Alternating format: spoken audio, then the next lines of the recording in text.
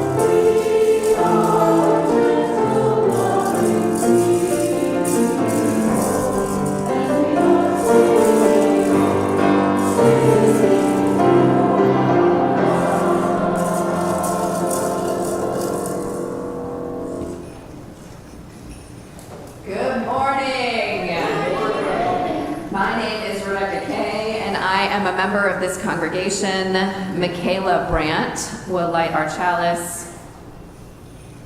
Michaela?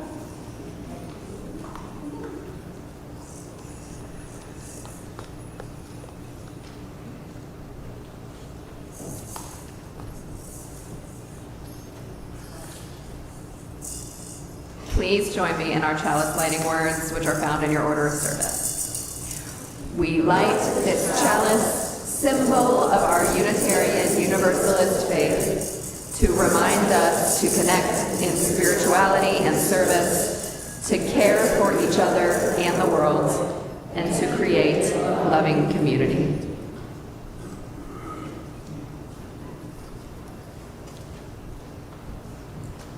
My name is Brandy Raggianti. I'm a member of this congregation. We'll be sharing a humorous Reader's Theater version of the story of Esther. As is tradition during the Jewish holiday of Purim, please boo and use your noisemakers to drown out the name of Haman, played by Dr. Carol Webb.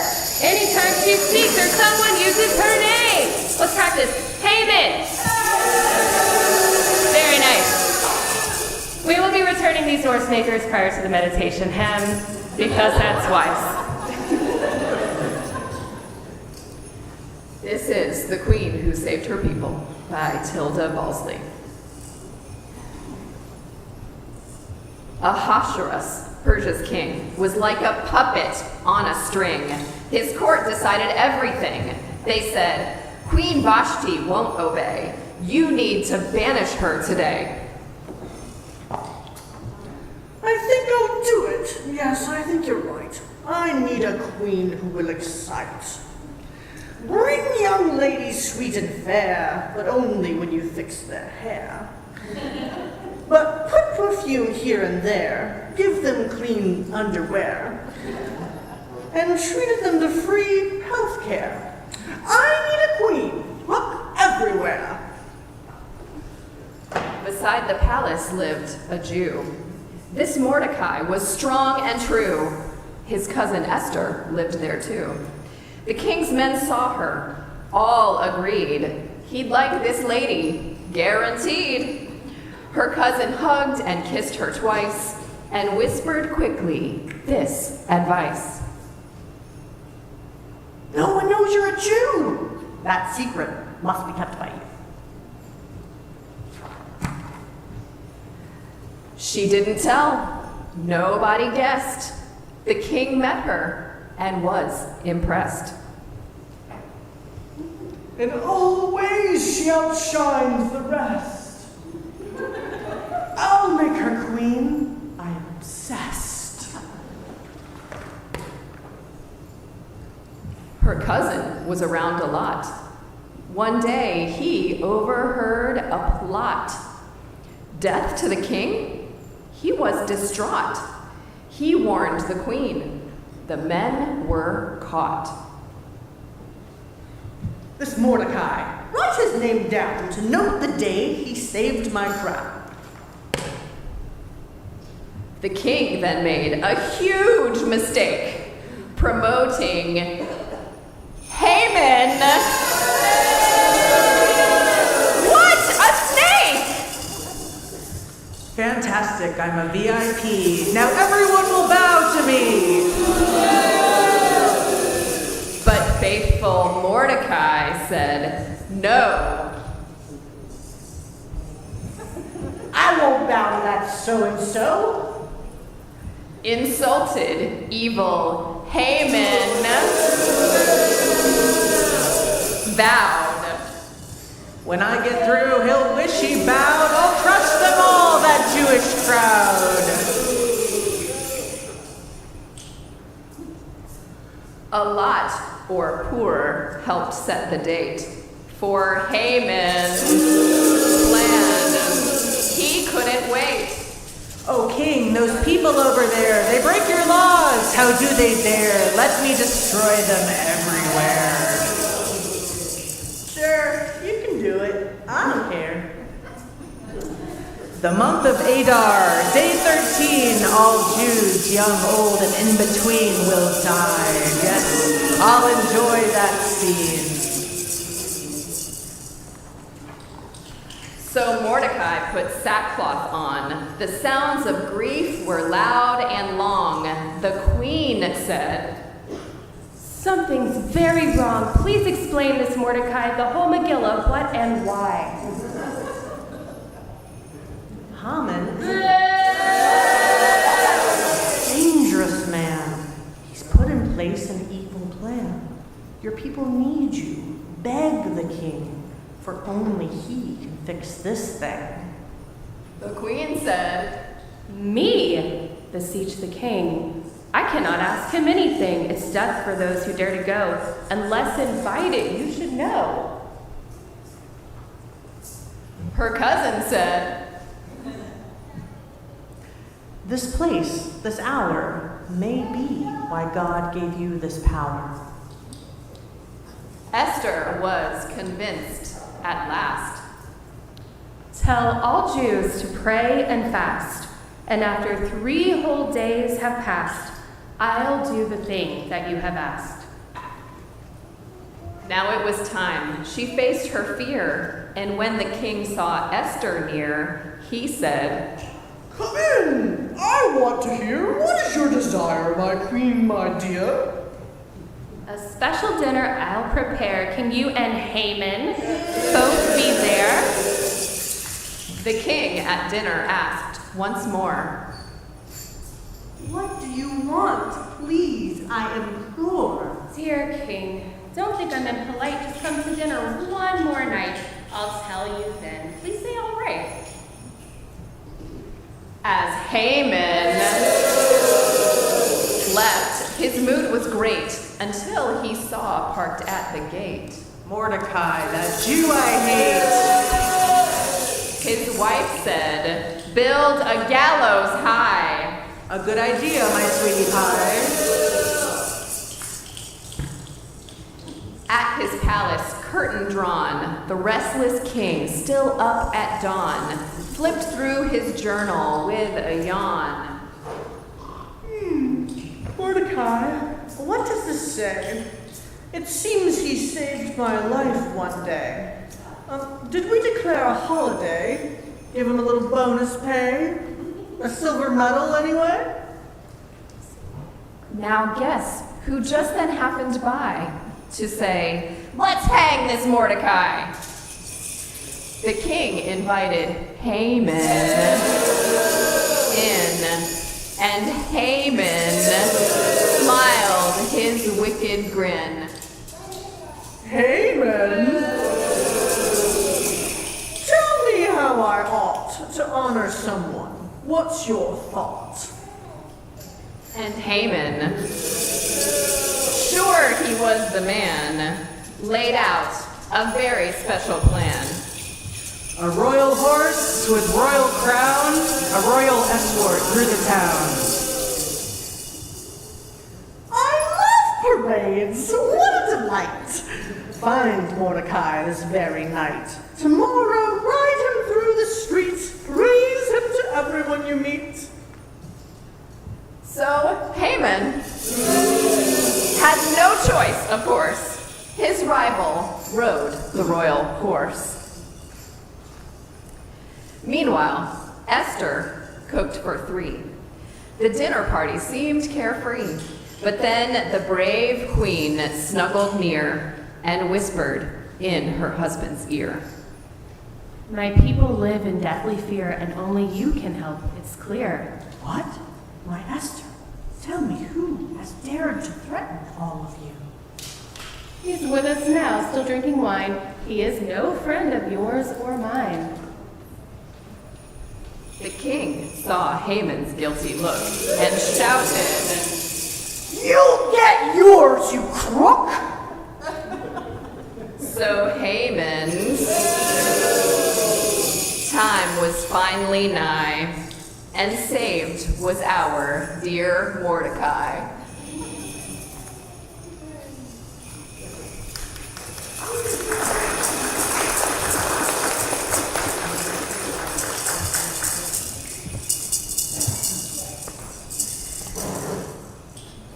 Welcome to worship at the Unitarian Universalist Church of Greensboro.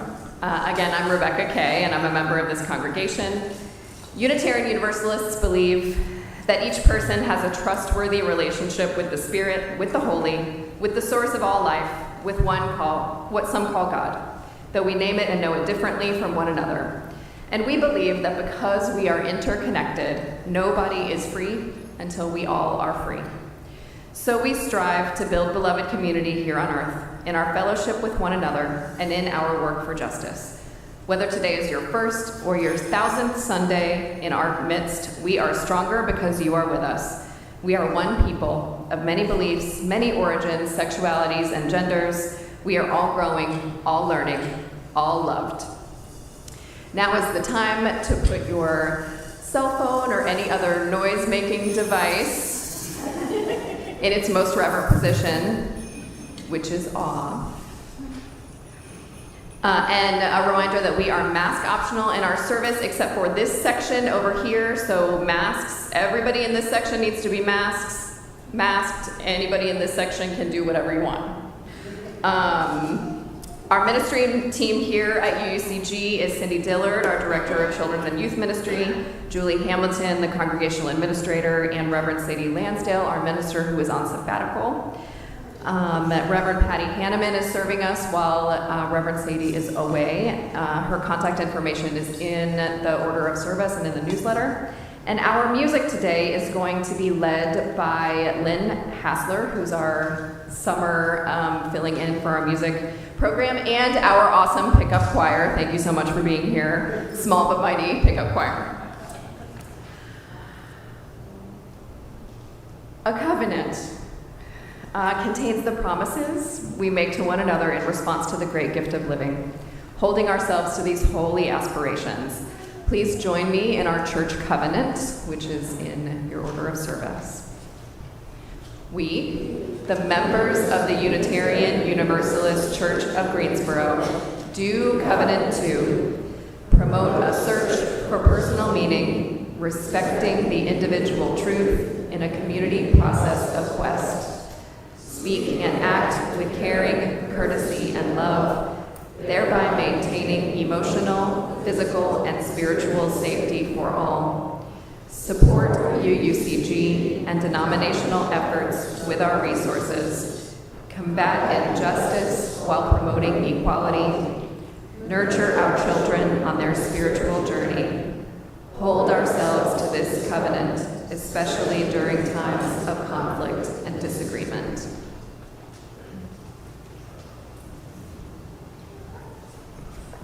I'm going to be leading us a cappella in a song called We Rise by Batya Levine, who is an amazing non-binary Jewish singer-songwriter. We're only going to sing one verse and one chorus for time constraints, and so you can actually learn it. And some of you may know this song. It's played a lot in huge social justice circles, so if you do, start singing with me right away. Or, if you're my kids, you know the song. You can do it. And the lyrics are in your order of service. Forgot to mention that. We rise, all of the children rise, elders with wisdom rise, ancestors surround us rise.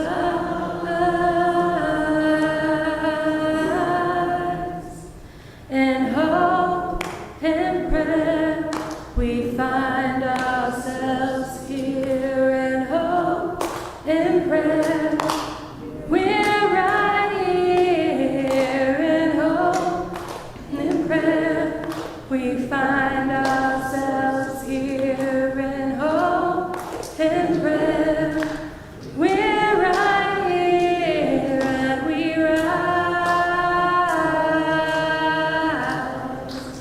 All of the children rise, elders with wisdom rise, ancestors surround us rise.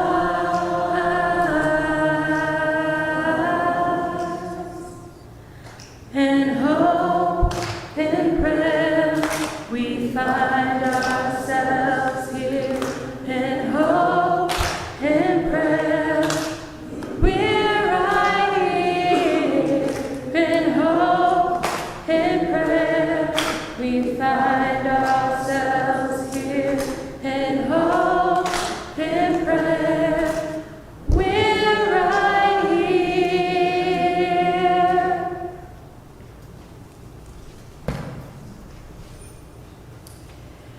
We'll have an opportunity to practice that one again later in the service. If you're joining us in the sanctuary, won't you please wave hello to all of our friends who are joining us online? Good morning, friends. If you're online, if you haven't already, please introduce yourselves in the chat. And if you are in person, let's greet our neighbors and return your groggers, i.e. noisemakers, to the basket in the back, please.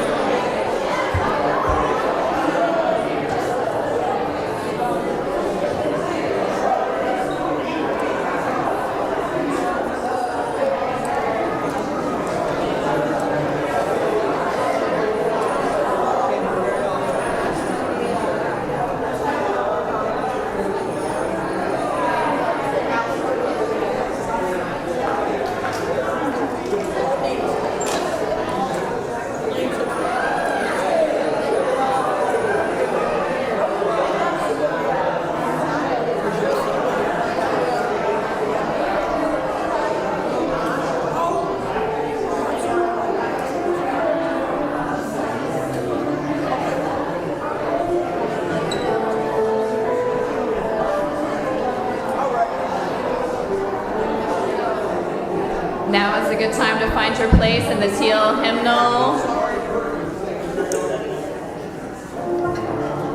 Number 1013, Open My Heart.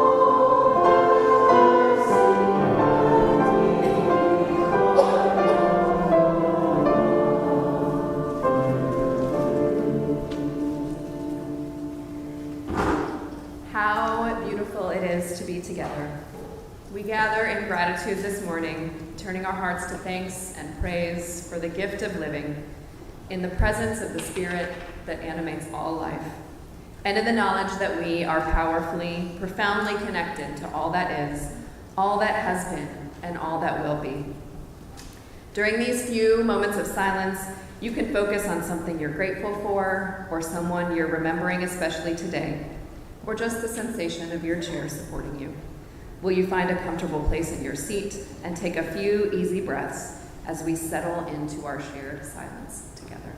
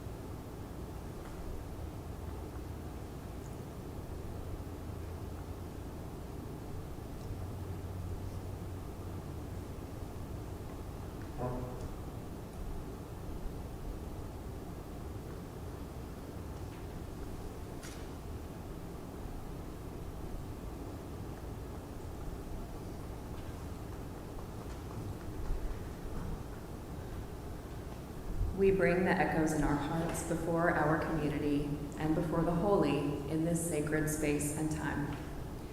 If you're online, this is the time to share your joys and sorrows with one another in the chat. If you're in person and you have a milestone you would like to be added to our prayers, you can fill out a yellow card, which the ushers will collect from you. If there's a joy on your heart, you may come up and place a plant in the vase. If there's a sorrow, place a stone in the bowl. You may light a candle of prayer and presence for someone you're holding close to you.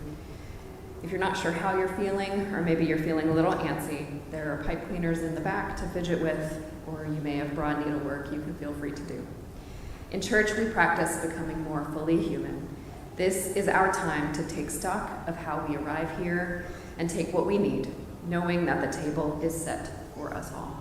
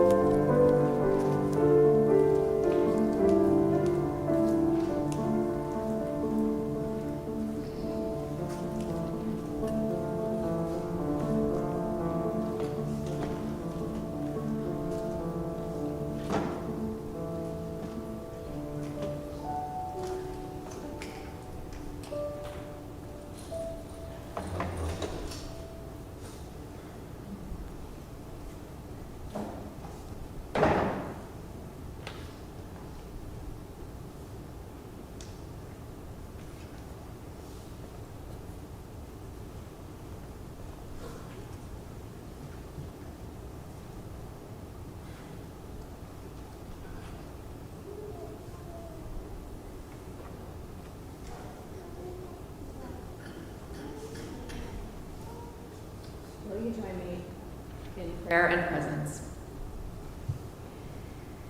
In this moment, bathed in silence and song, we offer our joys and sorrows alike, knowing that they are woven fine.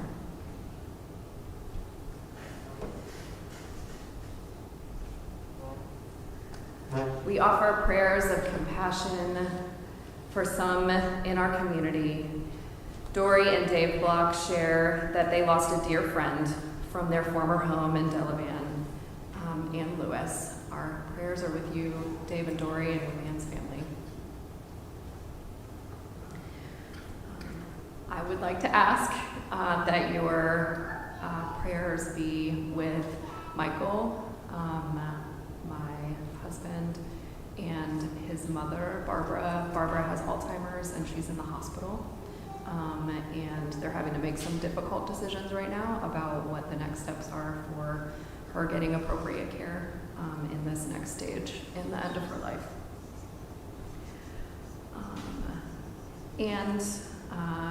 With both joy and sorrow, the Raggianti family is making sure that everybody here knows that they are moving, both joyfully and with bittersweetness, to Wilmington, North Carolina on August the 8th.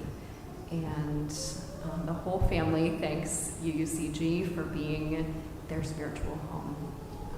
And our hearts will continue to be with you as you move into this next exciting journey for your family.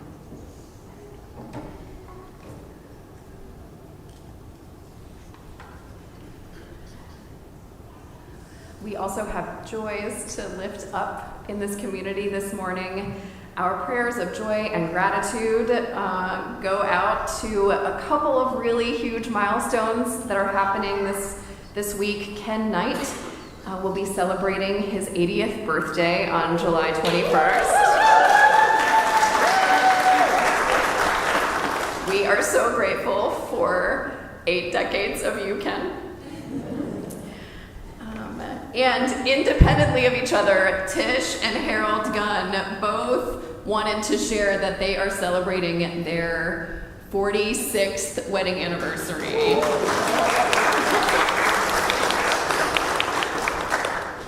Congratulations to you both.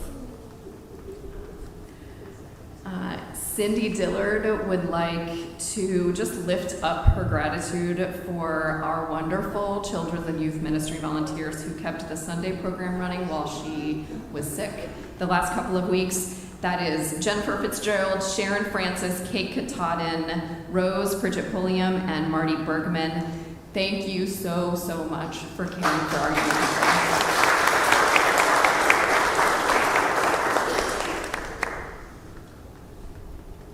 And Brandy, our beautiful queen, shares that she is grateful to the lay preaching class who are here in the service today for making it possible for her to be here and share the message that she has for this community this morning while she's having a chronic illness flare. Hooray for solidarity, Brandy says. Which is what this service is all about today. So what a perfect message. Our prayers of joy and gratitude are here in this community this morning and through the week. At this time, we name aloud or in the chat those people on our hearts, living or dead, near or far, that this community might hold them in love.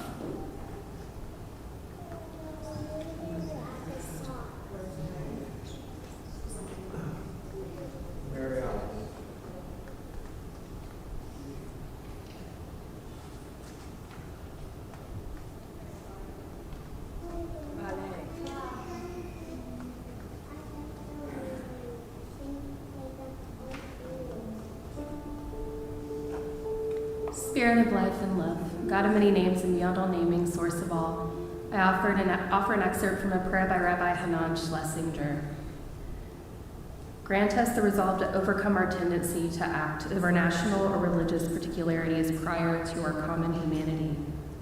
Let us never forget that this world will survive and thrive only through understanding and cooperation.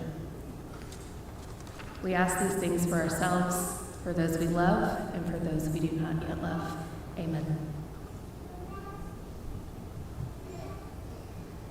And now we'll share again number 1013, Open My Heart.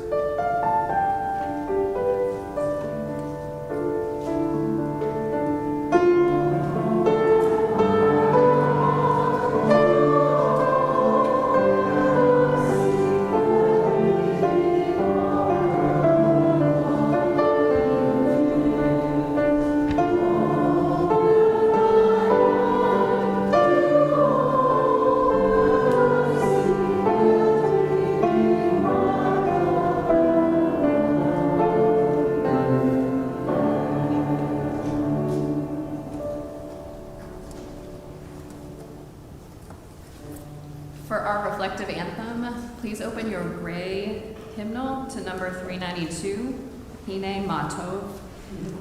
Our awesome pop-up choir and Steve are going to lead us in the Hebrew portion, and we will join in as a congregation when the choir gets to the English section. So be ready, number 392.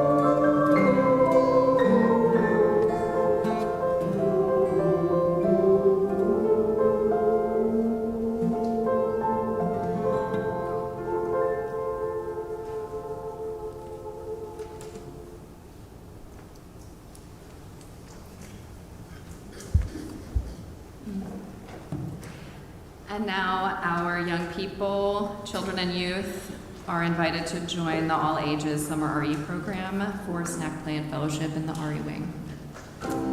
We'll sing them out.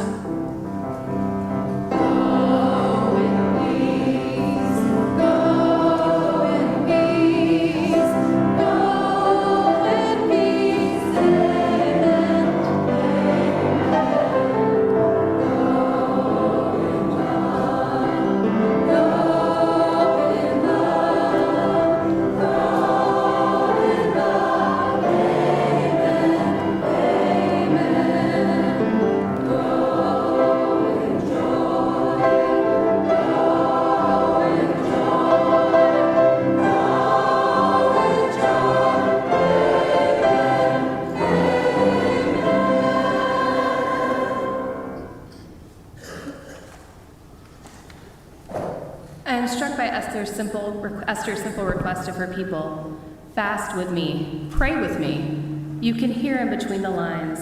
I'm risking my life here. Please tell me I'm not alone. The book of Esther does not mention God. It contains no miracles. The miracles are assumed and come from ordinary places. Esther successfully hiding her Jewish identity and becoming queen. Mordecai convincing Esther to do the right thing. Esther bravely facing the threat of death and asking for the support she needs from her people. Ordinary people, whether you believe they were guided by the invisible hand of God or not, who chose to do the right thing and thankfully saved one another.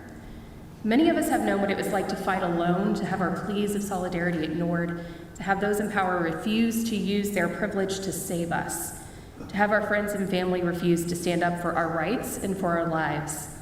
What would the world be like if we all followed the example of Esther's bravery? If we all followed the example of Esther's people and of King Ahasuerus, whose love for Esther caused him to change course? Who could we save? I have been like Esther, and I am certain that I am not alone in this. I grew up in a conservative area and didn't come out of the closet until I went away to college, still in a conservative area, but in a college town nonetheless. Like Esther, I hid who I was for my own safety, only disclosing my true identity to those in my inner circle. I was in a relationship with a man which made concealing my bisexuality relatively easy, but I hesitate to view being able to stay closeted as a privilege because of how much it hurts you.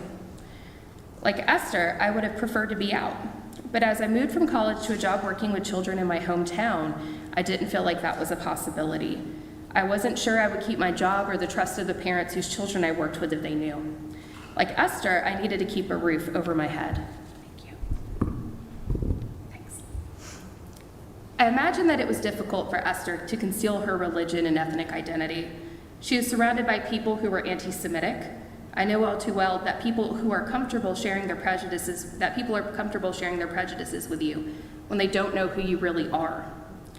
My solution was to be the world's best LGBTQ ally, vocally opposing any effort to oppress LGBTQ people without ever saying, at least publicly, that I was one of them. In 2012, North Carolina held a referendum on a constitutional amendment, Amendment 1, which banned same-sex marriage in our state constitution, and whose name we should be like Haman's. I convinced some people in my inner circle to vote against the amendment. Like Esther, I faced my fears and came all of the way 100% out of the closet in all areas of my life in an attempt to warn people that this amendment would hurt someone they cared about. It wasn't enough. 72% of voters in the county I lived in, the same county I was born and raised in, voted for the amendment, which passed. The days and weeks following the vote were difficult. I was a few months away from getting a divorce and was dating again. Who wants to begin each date with the thought, if I fall in love with this person, will I have to get married somewhere else? Will I have to move away to be with them? When Brenna and I were first engaged, we planned to get married in another state as it wasn't legal here. It was legal in North Carolina by the time we were married, but not in their home state of Tennessee. There were people in our lives who said they loved us, but voted for politicians who opposed our marriage anyway. They continue to vote for them election after election. It's ended some of our friendships and estranged us from some of our relatives. It's hard to believe that people who won't stand up for your inherent dignity, worth, and freedom to pursue a marriage and family actually love you. Revealing who you really are as Esther did doesn't always work in the real world. That doesn't mean we stop fighting for ourselves or for one another. As you know, same-sex marriage is now legal in North Carolina.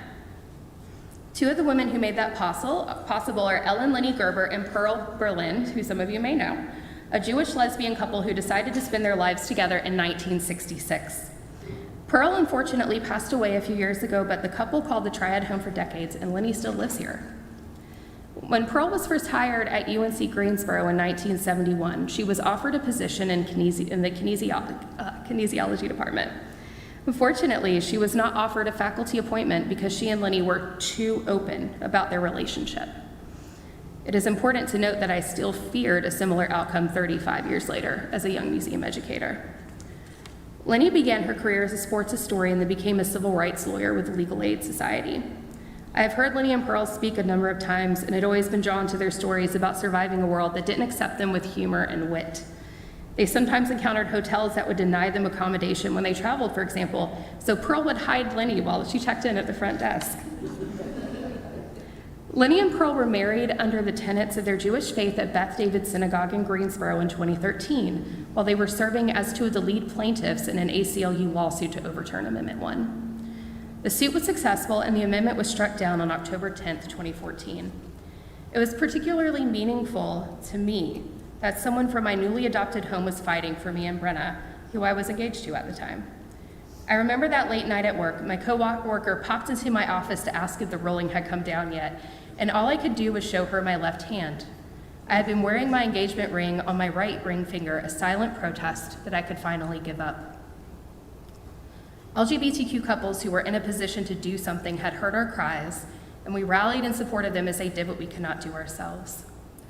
Imagine how much more we could do, though, if more of us stood in solidarity with those whose ties to our own freedom are not yet obvious to us, though I promise you they always exist.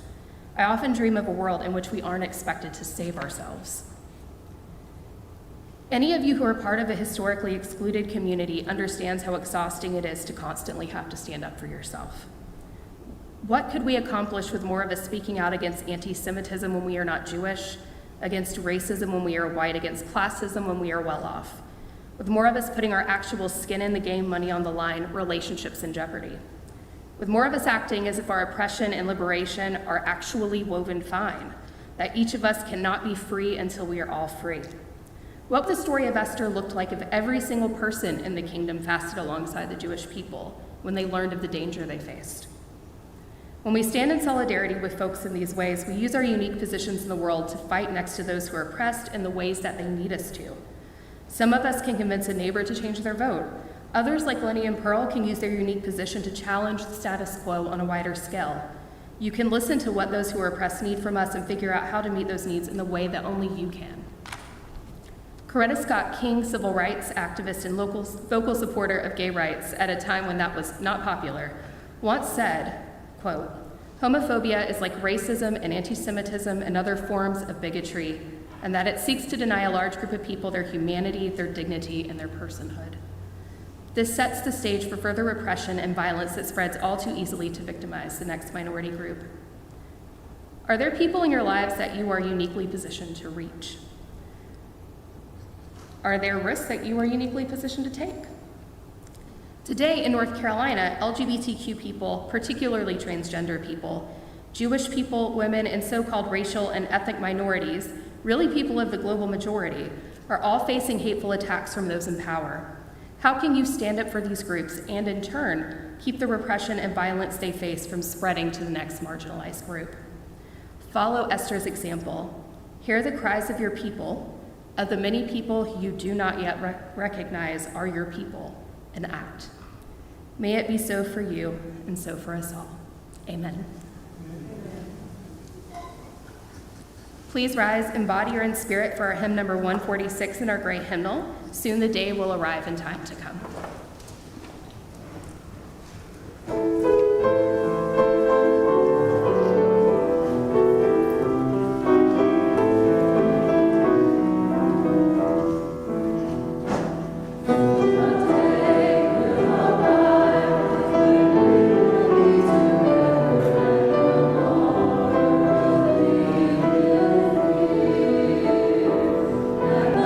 Children, the smile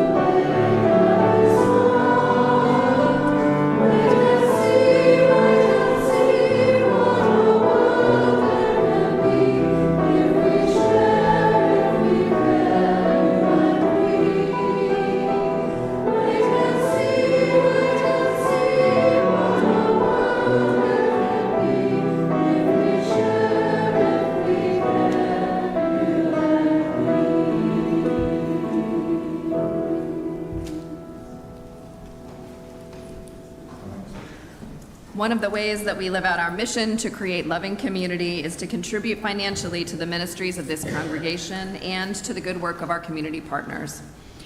Our offering this month goes to the Carolina Abortion Fund. CAF is a pro-abortion and pro-choice organization that works directly with clinics to provide grants that fill the gap between what patients can afford and the full cost of the procedure. If you'd like to make a contribution for our offering to be split with the Carolina Abortion Fund, you can do so at the link in the description of this video. You can text GIVE to the number in your order of service. You can also mail a check. Ushers will come forward to collect the offering, which will now be gratefully received.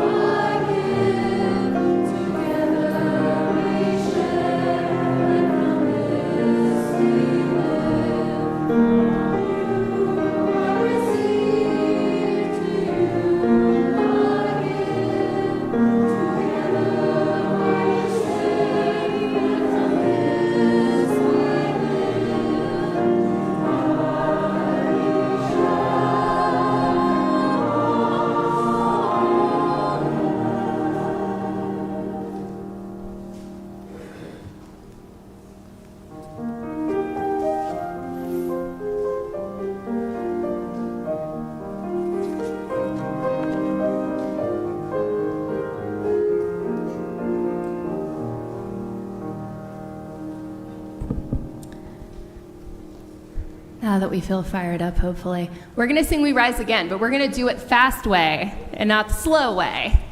Everybody ready? Whew. We rise, all of the children rise, elders with wisdom rise, ancestors around us rise.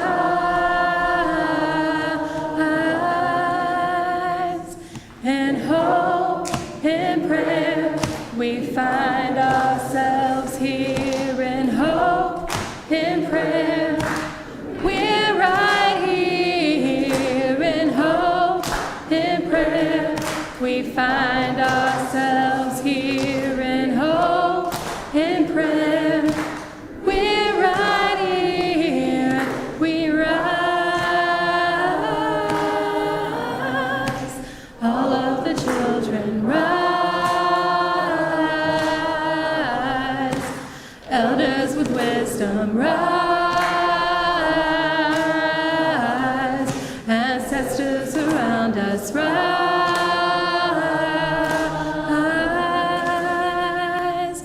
in hope, in prayer, we find ourselves here in hope, in prayer. We're right here in hope, in prayer. We find ourselves here in hope, in prayer. We're right here.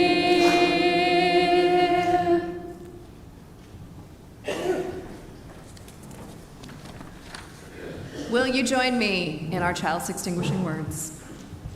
We extinguish this flame, but not the light of truth, the warmth of community, or the fire of commitment. These we carry in our hearts until we are together again. If you're online and would like to get more connected, you can click the link in the description of this YouTube video and let us know how we can connect with you. If you're in person, you can fill out a salmon-colored form at the visitors table, visit our website for our contact form, or simply stick around after worship for our post-worship reflection. We hope that everyone will consider grabbing your coffee and coming back into this space for that post-worship reflection where we will spend some time together reflecting on the message of this service and how it speaks to our lives today.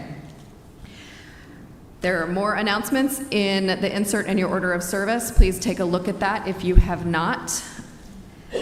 And during our postlude, anyone who needs to or wishes to leave may go with our blessing, of course.